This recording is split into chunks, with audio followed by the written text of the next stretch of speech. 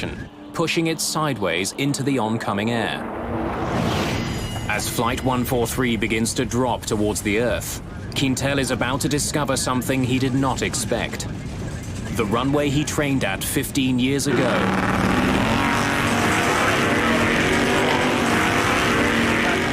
is no longer a runway.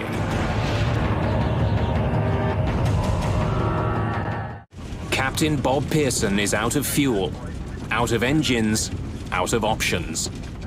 If he can't line up with the runway at Gimli, he doesn't get a second chance.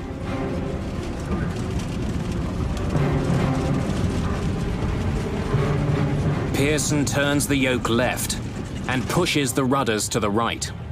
The plane slips to its left.